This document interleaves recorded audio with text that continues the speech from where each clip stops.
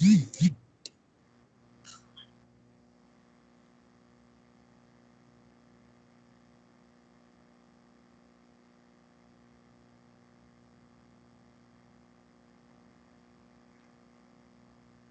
morning, everyone. Morning, Good ma'am. morning. How are you, Bianca? I'm good, ma'am. How about you, Sophie? Is everything okay? Are you doing good? Yes, ma'am, I'm fine. Thank you po. Yes. Okay. So our topic for today is modals. So first, what is modal? Modal is a verb that combines with another verb to indicate mood, to set the mood. So when we say mood, since we are talking about obligation and compulsion here, as we've seen in the slide, it is in the imperative form. It is a command. So it expresses necessity, uncertainty, possibility, or permission. So modals are sometimes called auxiliary verb because they provide supplementary or additional help. Now, to begin with obligation and compulsion, it is said that it is consists of must, have to, should, and ought. Is everything clear so far? Yes, Yes, ma'am. ma'am. Okay, so let's proceed. Next slide. I have here four incomplete sentences. So I want you to remember them all and maybe you should take a guess. Now, for number one, Bianca, will you please read and take a guess? Yes, Try to ma'am. answer it. Number one. In the UK, you blank drive on the left. My answer is in the UK, you must drive on the left. Okay, so I will not tell you if your answer is correct. We will check on it later. Okay, so number two, Pia.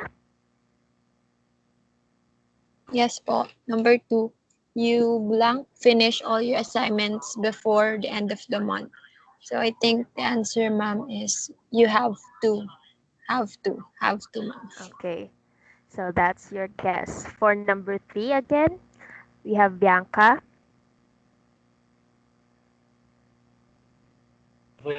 Number three. Number three. If it still feels bad, you blank see the doctor today. My answer is if it still feels bad, you should see the doctor today. Okay, so for the last one, Pia, will you please read and try to answer? Yes po. Number 4, you blank tell him.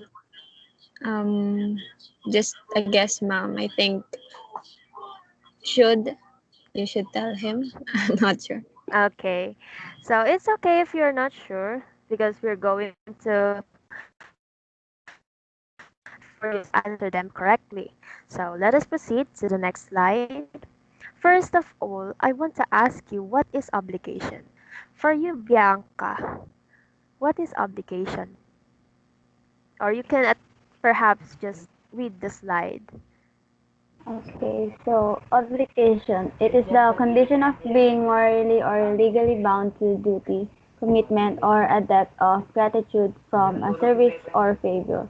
For for me, Yes. it is like related to something like responsibility like that. Yes. Okay, that's right. Thank you, Bianca. So next one is what is compulsion? Now, I want to ask Sophia, is it okay if you read the meaning of compulsion? Yes, ma'am. Compulsion. It is a state of forcing or being forced to do something, hence a constraint and an irresistible urge to behave in a certain way, especially against one's conscious wishes. So yes, that's right. So Obligation and compulsion are quite similar to each other, right? Because they are both in a sense that are imperative. They are command, but the other one is forced, while the other one is the responsibility type, as what Bianca said earlier. So we shall proceed. So for the meaning and use, these modals are used for number one, strong obligation, number two, weak obligation, number three, advice, suggestions, and recommendations, and number four, it is used for unserious obligations. So let us start with the first one, strong obligation. When we say strong obligation, we are using or we have to use must and have to. Why? Because must indicates a strong obligation to do something, such as following the laws of the country or the rules of an organization. So, for example, in the UK, you must drive on the left. So, if you answered must a while ago, then you are correct because maybe the one who is talking in here is someone who is following the laws of the country. That's why he or she said that someone must drive on the left because perhaps it is the law of the UK. So, next, Bianca, will you please read? If you are giving friendly suggestions or advice about what someone could do, use must. Okay. So, it is not only with laws and rules we use must, but also with friendly suggestions or advice. For example, you really must try the fish. Next. Or let us check the form of this sentence. You is the subject plus the modal must and then the bare infinite try. So you will never use you really must to try the fish. Instead, you will use you really must try the fish. Okay, that is what we call the bare infinitive. You will not use to. Is that clear? Yes, ma'am. Yes, ma'am. Next, use must after I. So according to the book, we must use must if you're going to use I. For example, I must try to lose some weight. So again, I is the subject, must is the modal, plus bare infinitive, try. So that makes the form of the must. Next, have to. Will you please read? Pia, is it okay?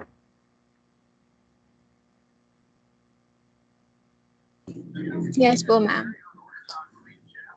We use have or got to indicate a strong obligation to do something, such as following the laws of a country or the rules of an organization.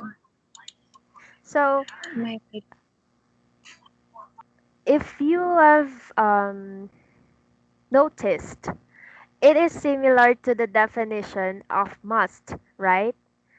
They are both they both indicate strong obligation to do something, such as the laws and the rules. Now, for example, you have to finish all your assignments before the end of the month. So if you answered have to a while ago, then you are correct. Next, if you are talking about laws or rules or requirements, use have to. So again, similar to must, they are talking about requirements. For example, you have to get a fishing license. So it is required for you to have that license before fishing. Is that clear? Yes, ma'am. Yes. Okay, good. Now, Bianca, will you please read? Okay, ma'am. Use have to if you are talking about something a person doesn't really want to do. Okay. So this one is quite common because there are things that we don't really want to do. So for example, oh, like this one. I have to eat less chocolate. Bianca, do you like chocolates? Yes, ma'am. So you have to use have to, right? Because we are talking about something that um we don't want to do. And that is we don't want to stop eating chocolate. So the next one is use have to with adverbs of frequency. For example, I usually have to finish my homework before I can watch TV. So the adverb here of frequency is usually. So we will use have to if there is an adverb of frequency present in the sentence. Is that clear? Yes, ma'am. Okay, next one. Have to is interchangeable with have got to. If you noticed earlier, the first meaning of have to, there is a parenthesis of got instead of just um, reading have to. Because have is more common in spoken British English. So it is okay to use have got to, but the more common one is have to only. Okay, next. So must and have to have their past, present, and future forms, as well as their affirmative and negatives. So past affirmative, had to, present affirmative, must, have, has got to, future affirmative, must, will have to. Now, past negative, didn't have to, present negative, mustn't, don't have to, doesn't have to, future negative, won't have to, will not have to. So there is a reminder here for us to remember that must has two opposites with quite different meanings. Will you please read number one, Bianca? Okay. Number one, mustn't means that something isn't allowed. It's not permitted. Example, you mustn't use the store. Yes. So the first meaning of an opposite of must is that it is in a form of mustn't or must not because it means it is not allowed or not permitted. So, for example, you mustn't use this door. Another example, you mustn't open the window. You mustn't talk aloud because, for example, you're in a classroom and the teacher says you mustn't talk aloud because talking aloud there is not permitted. Now, number two, will you please read Pia? Yes po, ma'am. So, number two, don't have to indicates a lack of obligation. For example, you don't have to use this door, meaning you can use it if you want to, but there is no requirement to use it. Yes, that's right. So the difference between mustn't and don't have to, mustn't is completely not allowed and not permitted, while don't have to is only a lack of obligation. So we can say that another example is you don't have to call me. Well, someone can call you, but you don't require them to. Okay, next one. Must and have to questions. So this is how to form must and have to questions. Number one, we often use questions with must or have to show someone that what they are doing annoys us. So this is quite common again because, for example, must you rush around without looking where you're going? And number two, do you have to make so much noise? So this kind of questions are kind of rhetoric, or others says sarcastic, because something annoys us, and using must and have to um, deeply shows how annoyed we are. Next, the WH questions. So these are the questions we are familiar with. For example, what must we do? When have we got to be home? Is that clear? Yes, ma'am. Okay. Am I still clear? Am I audible right now? Yes, ma'am. Or Yes am I po. too fast? It's okay, ma'am. Okay. Let's proceed now. Now, this is the question. Because a while ago, I told you that the meanings of must and have to are quite similar to each other. And by that, I told you that their meanings that I've shown you here in the PowerPoint are complete copy of each other, right? So we must differentiate each other because others will be or it will be complicated for us to know, right? So this is what we are waiting for, the difference between must and have to. Now for must, it shows obligation created by the person speaking. So the first example we had, in the UK, you have to you must drive on the left.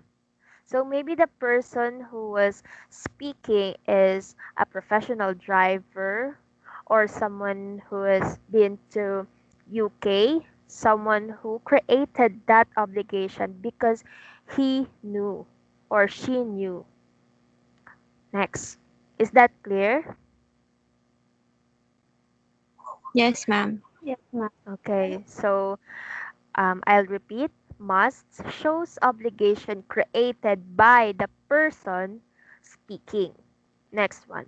Have to shows obligation imposed from outside the speaker by rules or circumstances. Our example earlier is that I have to finish my homework before, let's say, before this semester ends. So that shows obligation imposed maybe by the teacher because the teacher gave the due date, or the school itself. Now, I'll repeat, have to is the obligation imposed from outside the speaker by rules or circumstances. Is that clear? Yes po. Yes, Yes, ma'am. good. Now, next, if you say I must go, it suggests that you feel the need to go yourself. Have to, if you say I have to go, it suggests that there is some external reason that requires you to go, such as timetable train to catch soon. So another example here is I have to go, and your reason is because there is a curfew. So that affects using have to. It means you really have to go now. Next. Example, I must bake a cake for Martha's party. So the speaker here is making his or her own obligation that he or she must bake a cake for Martha's party. Next one. Example of have to. I can't Come now. Mom said I have to fill in this form before I can go to Marta's party. So the one who imposed the obligation here in the example is his or her mom. So, we never break our parents' rules. Am I right? Okay, so next one. We're now going to talk about the use of modals for weak obligations. So a while ago we talked about strong, now we have the weak. We are using should and ought to. So these ones are the less, or they are the mild ones. Now, should. Bianca, will you please read? Okay, ma'am. We use should to give advice and opinions. Should indicates much weaker obligation than must or have to. Okay, so for example, oh, there is no example. Rather, I'll read it. There is more implication of a personal opinion being given. So, the speaker who says you should to someone implies that they know something that the listener doesn't and has a better knowledge than they do of the right thing for them to do. So, like the must, right? But this time, should is weaker than must. So it is also from someone who knows better than the one who being spoken to, or it could be someone who is, um, like we say, the more knowledgeable others. Now, next. For example, if it still feels bad, you should see the doctor today. If you answered should at the beginning of our class with the incomplete sentences, you're correct. Because this means that the opinion of the speaker tells the one who was spoken to that he or she should see the doctor. So perhaps the one who was spoken to was someone important, someone who is close to the one who is speaking. That's why it is his or her opinion to let her friend or his friend see the doctor. So, is that clear? Am I clear? Yes, ma'am. Yes, ma'am. Okay, next. Should also have, has, past, present, future, affirmative, and negative. So, past affirmative should have, past negative shouldn't have, present affirmative should, present negative shouldn't, future affirmative should, and future negative should. So, in other books, it is said that should doesn't really have a past form or a past tense because we are just adding have, like in the table, should have and shouldn't have. Now, next. How to form should questions. Examples. What should I say? Should I have spoken earlier? What should we have done? Shouldn't you cancel the meeting next week? Now, we are proceeding to ought to. So, ought to means, um, Sophie, will you please read?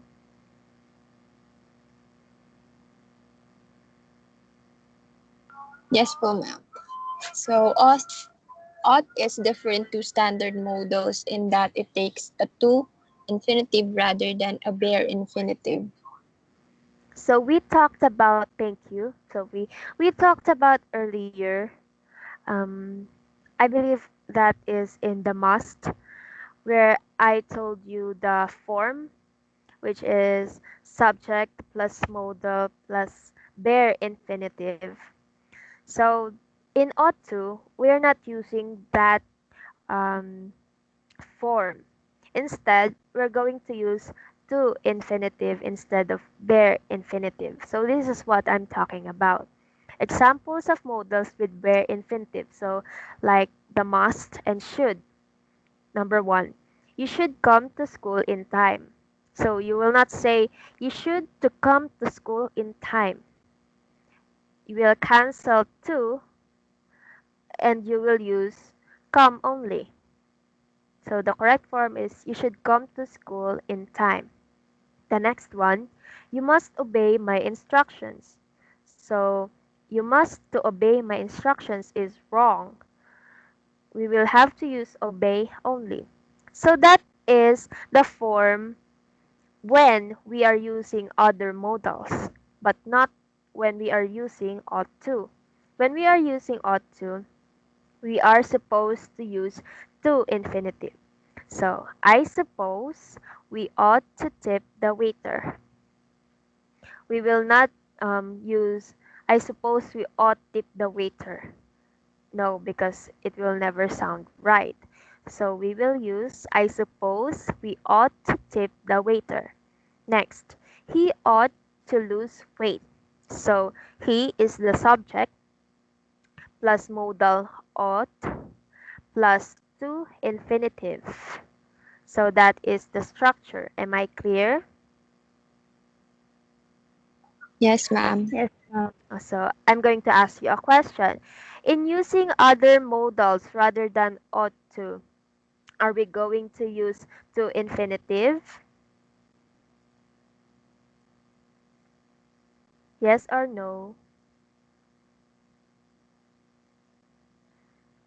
So it is no, because in using other modals rather than ought to, we are we have to use bare infinitive. We will only use to infinitive when we are using ought. That's why it became ought to. Okay, am I clear? Yes, ma'am. Okay.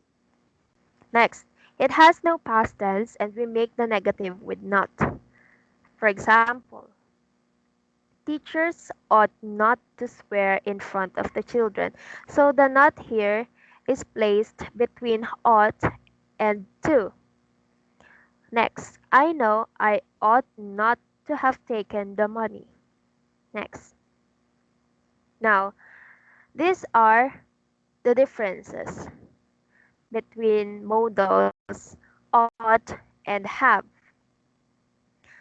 Now, for other modals, as I've said earlier, we use subject plus modal plus bare infinitive. Other modals with negative form, we use subject plus modal and T or not plus bare infinitive.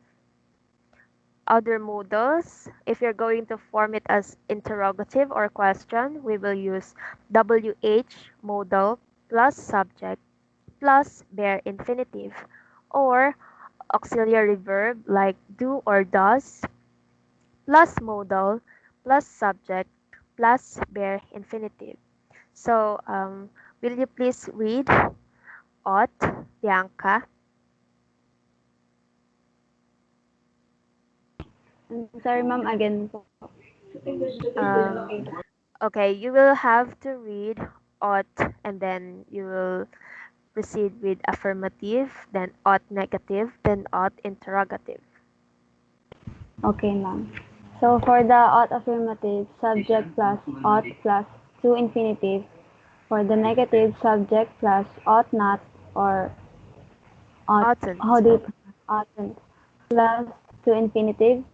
And for the interrogative, ought plus subject in plus to infinitive. Example, ought we to make such a sacrifice for the benefit of future generations. Okay, thank you, Bianca. So for the last one, the have.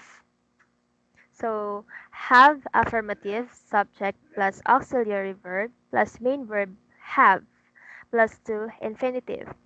Have negative subject plus auxiliary verb and T or not plus main verb have plus to infinitive. Then have interrogative auxiliary verb plus subject plus main verb have plus to infinitive. So for example, do you have to go to school? So that is the difference between the modals and ought. Now, another meaning for ought is that ought to has a very similar meaning to should. We use ought to say what we consider to be the sensible, necessary, or correct thing to do. For example, you ought to tell him. So this is the last um, incomplete sentence at the beginning of our class. If you answered ought to, then you are correct because ought to means that what you're saying might be necessary or on your own opinion it is the correct thing to do. Next, Pia, will you please read? Yes, ma'am. So we can also use ought to when we have strong reasons for believing that something will happen. Okay. Now, for example, here is the French team ought to win. So you are firm on your belief that the French will win. That's why you use ought to.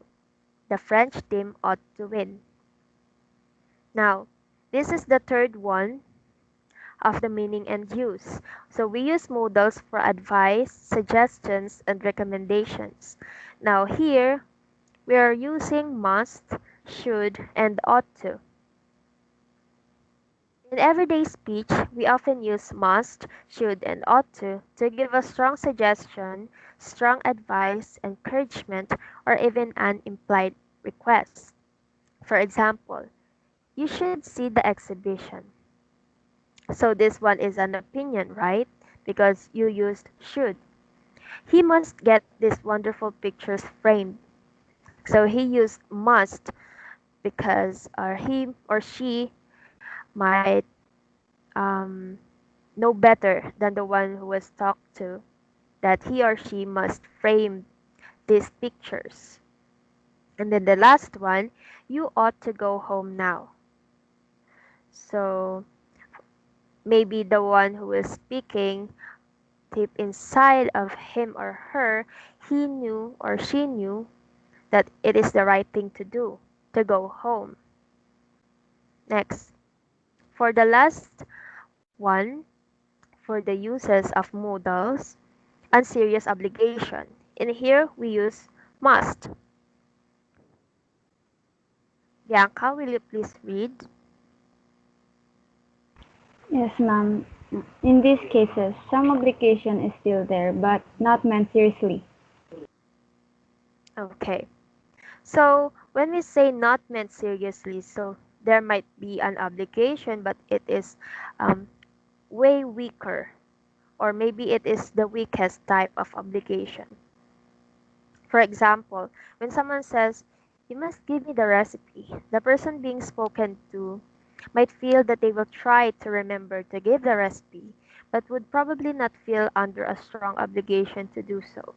So we can also use this in or as a joke because sometimes when someone is jokingly saying stuff like, you know, you must treat me with ice cream, and then the one who was spoken to might feel the obligation to give him or her ice cream, but then it is the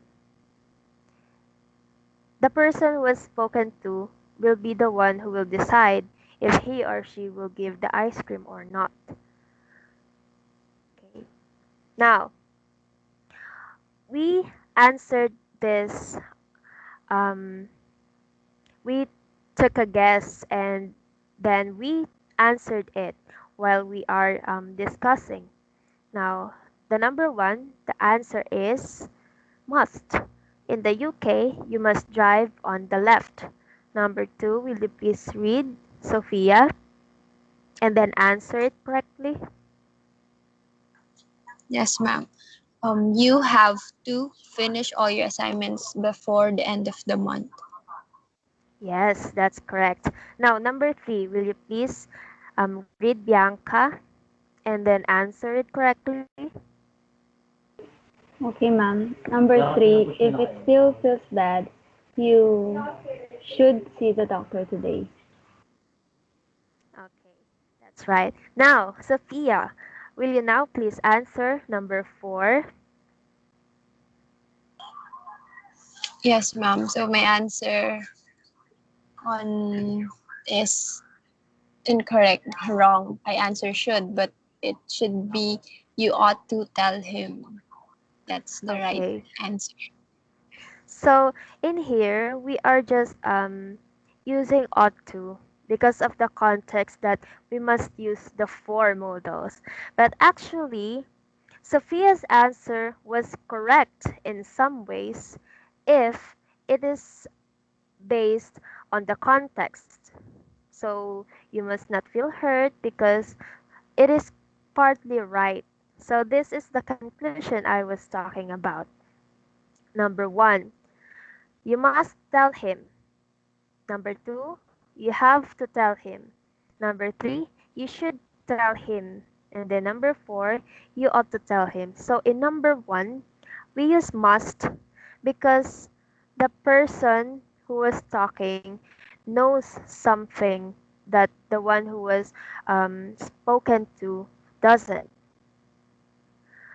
Now, number 2, you use have to because there's a law that says that you have to tell him.